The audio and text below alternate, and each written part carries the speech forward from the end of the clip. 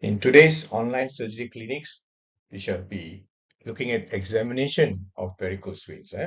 Last week, I went through, gave a short lecture on varicose veins, and today we go into details of how you examine a patient with varicose veins, which are very important for the exam.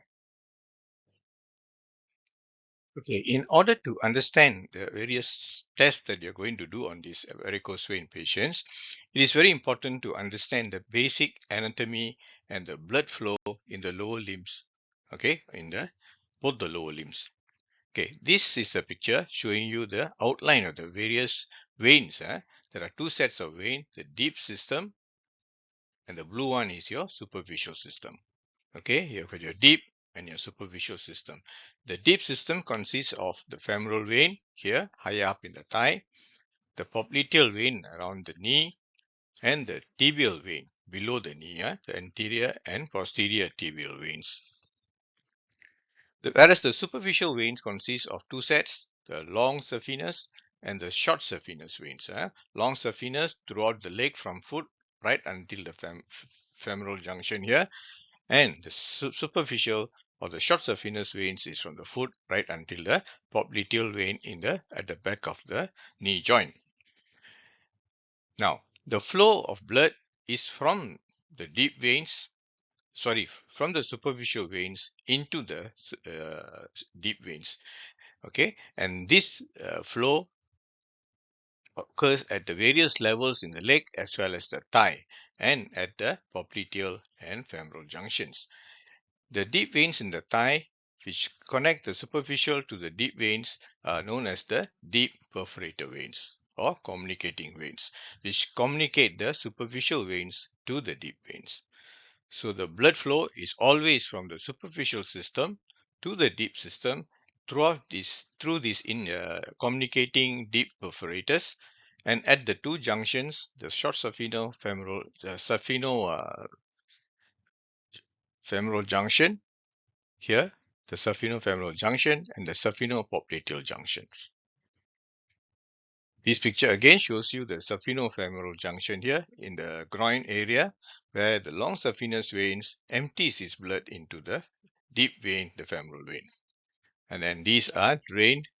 There are 4 or 5 communicating veins that drain the upper part of the thigh into the saphenous vein, which then goes into the femoral vein. So in high ligation, these communicating veins, these branches, must be all ligated and cut off. Then you have the saphenopopliteal vein here, junction here, which is at the back of the knee, where the short saphenous vein empties into the popliteal vein in the knee. And so these are the two sites, the saphenofemoral junction and the saphenopopliteal junction. So the flow of blood is always from the superficial to the deep in normal individuals. And these are assisted by the calf pump, the deep perforators, which drain the blood from the superficial to the deep system, and valves, which keep the blood flowing upwards from the foot to the center. And this is the unidirectional. The blood is always unidirectional. In varicose veins, this direction of flow may become reverse because of the valve problem, incompetence of the valve, and also incompetence of the deep perforators. This picture again shows you this is a normal venous drainage of a lower limb. You have your deep system, okay, and the superficial saphenous system, which drains into the saphenofemoral junction and the saphenopopliteal junction in the calf. And there are communicating deep veins called deep perforators from the superficial to the deep system. This is the normal drainage. Here it shows you the saphenofemoral junction here. Okay, and in this patient, the long saphenous vein drains the blood into the femoral vein. Then you have got the deep perforators. The A here is the deep perforators, which are also incompetent. So In saphenofemoral incompetence, there's blood flow backwards from the femoral back into the saphenous vein. And in the leg, from the deep veins of the leg into the long saphenous and short saphenous veins. As a result of this backflow, the superficial veins becomes dilated, tortuous, and elongated. And these are the varicose veins. And in these patients, there is venous hypertension. There's increased pressure in the venous system in the leg because of this stasis of blood. Come to examination proper of a patient with varicose veins. First, you have to introduce yourself to the patient and gain the patient's confidence. And then, to introduce yourself to the patient, wash your hands, briefly explain to the patient what the examination involves, how the examination, how do you carry out the examinations, and that does not involve pain or discomfort. Ask the patient to remove their bottom clothing, exposing the entire lower limbs, and offer a chaperone to the patient if needed. So you start the examination by inspecting the patient. And while you carry out the stages of the investigation examination, you must be prepared to be instructed to move on quickly to certain sections of the examination as requested by the examiner.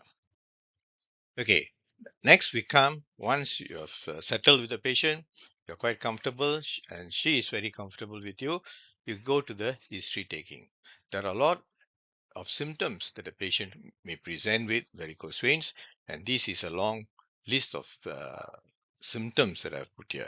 But the most important symptoms are prominent veins which are dilated and tortuous over the leg and thigh, aching of the legs, especially legs and calf, and which becomes worse at the end of the day after prolonged standing, and swelling of the leg. And the relieving factor is usually elevation of the leg. The swelling and pain becomes relief with elevation of the leg. Then you can have skin changes, discoloration, hyperpigmentation, and thickening of the skin, and eczematous type of lesion, hardening of the skin, and that is due to lipodermatosclerosis. Then the patient can have ulcers, which are usually chronic, non-healing, and recurrent. Bleeding due to minor trauma, because these engorged veins are very superficially located, and minor trauma can lead to profuse bleeding. And pain is a very important symptom, which usually indicates infection and thrombophlebitis or even DVT. So pain in varicose veins is not a very good sign. Next, we come to examination of the limb. Okay, and as usual, it consists of the inspection, palpation, and special tests. The inspection involves the location of this location of these dilated veins. Where are they located in the thigh and the leg? And then how big are these dilated veins? What are the color of these dilated veins? Okay, and then palpation to look for the various minor tests that I will describe later. So look for all those things, and also palpate for tenderness or any defects or gaps along the line of the vein. Okay, so these are very important. Next, you have some special tests, among which the three important ones are the Trendelenburg test, the Tourniquet test, and the Perthe test. Besides that, there can be a lot of signs as given in this chart here. Okay, superficial thrombophlebitis with tenderness, ankle flare, the flaring redness around the ankle. You may notice spider veins, especially in the thighs and leg, reticular veins, safina varix, and then the others are not so common. So these are the various signs that you look for in this. Inspection of the legs for varicose veins involve two main aspects. You consider two main aspects. First, looking for signs associated with chronic venous insufficiency. Okay, the VCVI. Okay, and these include varicose veins, varicose eczema, hemosiderin staining, which present as brown patches, ulceration, commonly located the lower third of the leg, the medial aspects, especially around the ankle, dermatosclerosis, which leads to hardening of the skin, swelling of the legs and the calf, scars indicating previous surgery on the limb, and also looking for obvious varicosities which may be present in the lower limbs, and inspecting the cause of both the lower long and short saphenous veins. The second group of findings that you would look for in inspection is signs associated with arterial disease. This is very important because treating of varicose veins to a certain extent is determined by the arterial status of the ischemic status of the limb. Okay, so whether it is suitable for compression therapy depends on whether there's a patient has got significant arterial disease at the same time. And signs of arterial disease involve loss of hair, shiny skin, tapering toes, nail thickening and friable, ulceration, especially over pressure points, and decrease or absence of peripheral pulses. These features are known as trophic signs, and these are signs of chronic ischemia of the lower limb. Okay, these are the special tests which I was mentioning. There are three types of tests. One is known as the saphenofemoral test for the saphenofemoral incompetence.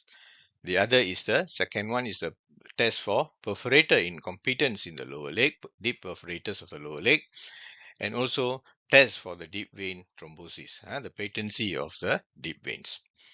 Saphenofemoral competence, and the test done is mainly the Trendelenburg 1 test. Then you have your minor test known as the Morrissey-Scoff impulse test. For deep perforators in the leg, the incompetence can be tested with Trendelenburg 2 test. Okay, and then you have your Tourniquet test. Minor test will be your Perthe test and Fagan's test. And test for deep vein thrombosis, the main test is known as the Perthe test or the modified Perthe test. Minor tests include the Homan sign and Moses sign. Okay, this picture here shows you the long saphenous vein from the foot to the femoral artery and joins at the saphenofemoral junction here. Okay, and then it gives off multiple tributaries along the thigh and leg. The short saphenous vein or the small saphenous vein along from the foot right up to the knees, and it empties into the popliteal vein at the back of the knee joint.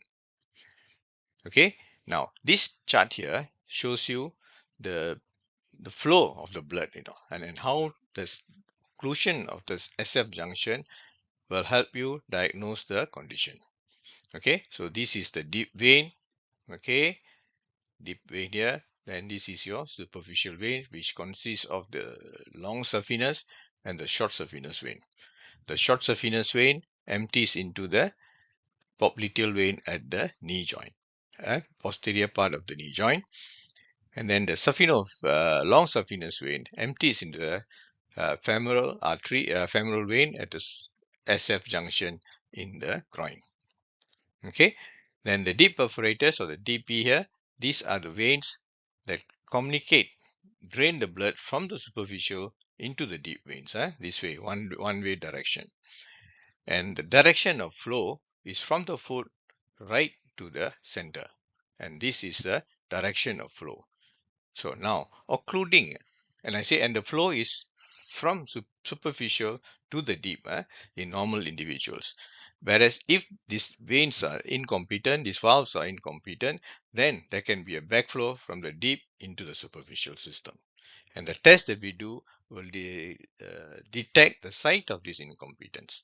Okay, for example, occlusion of the SF junction and asking the patient to stand, the blood does not drain back into the saphenous system here, long saphenous system or the short saphenous system. Therefore, the veins are not seen. So when you release the pressure, if the veins fill up rapidly from above, then you know it is SF junction incompetent. If on the other hand, if the veins fill up slowly from rapidly from below coming upwards, then you know the deep perforators are incompetent. So always must remember, flow is from superficial to deep. If there's significant flow from the deep to the superficial, that means there is incompetence at the SF junction, SP junction, or the deep perforators. Okay, this slide shows you just summarizes the Trendelenburg test and the Tourniquet test. So in the Trendelenburg sign test, the patient is asked to lie down, the leg is elevated, and the engorged veins are all emptied by pressure and drain off the blood into the deep system. And then you apply pressure on the SF junction. The SF junction is located by locating the femoral artery pulse. The saphenofemoral junction is medial and 2 cm below the femoral artery.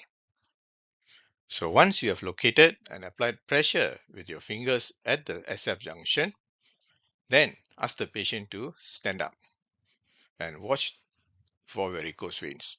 If the varicose veins are controlled, that means the veins do not become prominent, then the SF junction is incompetent. Okay, by pressing on it, it controls the prominence of the veins. Therefore, it indicates that the SF junction is incompetent. If not, there is an incompetent perforator below it.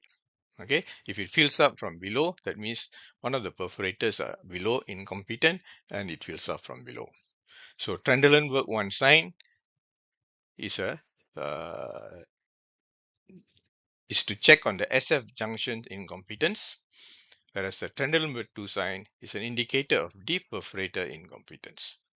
Okay, now coming to Tourniquet test, same principle. Patient is made to lie down and the veins, the leg elevated and the veins are emptied of blood. Patient supine with the leg elevated to empty the engorged veins. Apply the tourniquet to the thigh, upper thigh here.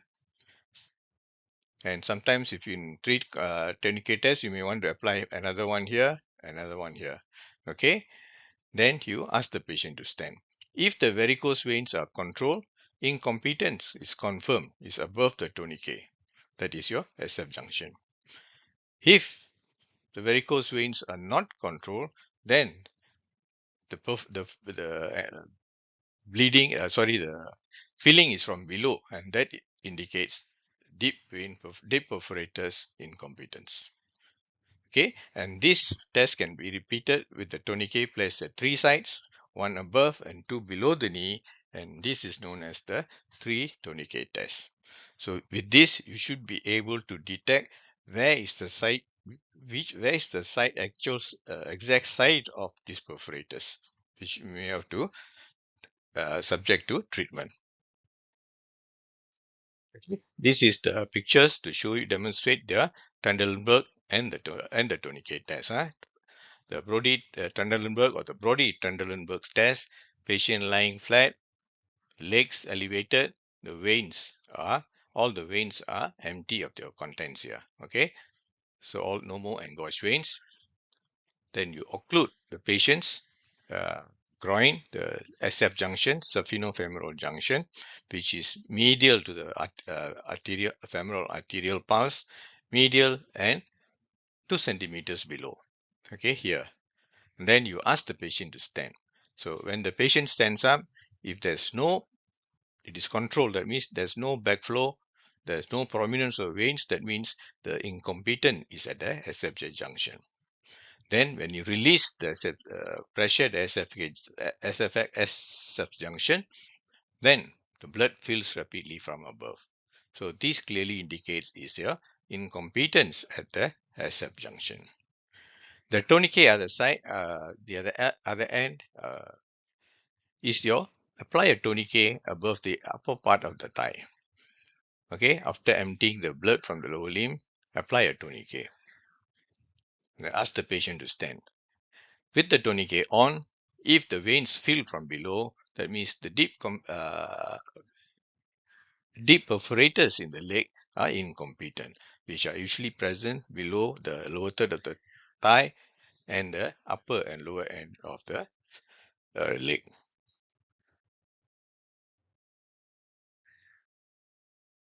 Okay, this is a summary of the Trendelenburg Tourniquet test. Again, Trendelenburg is to test for SF incompetence. Patient supine with the legs drained, occlude the SF junction and stand. Ask the patient to stand. If the varicose veins refill rapidly, that means within 30 seconds from below, the fault is below. That means below the SF junction. If there's no rapid filling with the SF occlusion, then the SF junction is incompetent.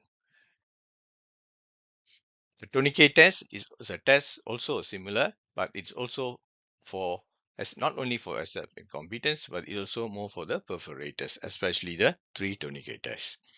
Supine with the veins drained, tourniquet around the upper thigh, and the patient to stand up. Once he stands up, if there's rapid filling from above, then it confirms the fault is at the SF junction. So the SF junction is incompetent. If there's no if above no filling from above but rapid from below, then the fault is below the tourniquet. That means the deep perforators, either at the lower thigh or in the leg. And this test is repeated with the tourniquet placed at 3 sides, one above the knee and 2 below the knee. And this is known as the 3 tourniquet test, which can detect at which level is the deep perforators incompetent. Okay, now we come to the Perthe test. Now, Perthe test is also similar to the tourniquet test, where a tourniquet is applied at the upper end of the thigh. Now, the function of this Perthe test is to assess the functioning of the deep veins, the status of the deep veins, whether they are blocked or incompetent. Okay, so what you do, with the patient supine, place the tourniquet around the upper thigh, ask the patient to ask the patient to raise their heel off the ground 10 times. That means ask him to exercise by raising the heel up and down for 10 times. Then look for the state of the superficial veins in the leg. If the superficial veins remain collapsed, as in this case, then it indicates the deep veins are functioning as the blood is returning back to the general circulation through the deep system. So the deep system is normal, patent. If, on the other hand, if the superficial veins fill up and gets dilated, okay, if even with the tourniquet on, if the veins becomes dilated, then it indicates the deep veins are if the superficial remains collapsed, the deep veins are normal. Okay. If the superficial fill up and get dilated here becomes more obvious, it suggests there may be a problem with the deep venous system. There may be a blockage or there can be incompetence. And the most common ones will be a DVT or an incompetent deep perforators. Now, there are some other minor tests that can be done. So this is a complete list. Trendelenburg, I've explained. Tourniquet test, the Perthe test, the Shorts test, and also the Perthe test, Morrison's cough impulse test, and the Fagan's test. Okay, these are the various tests that can be done on patients with varicose veins. So you go back and go through these tests and make yourself familiarized with these tests that are important. But as I said, the most important is the 3 tests, the Trendelenburg sign, but the Tourniquet test and the Perthe test, you must be familiar and able to demonstrate on the patient. Okay, thank you for joining me. I hope this short session of mine would have helped to give you some guidance as to how to go about examining a patient with varicose veins. Thank you. See you again.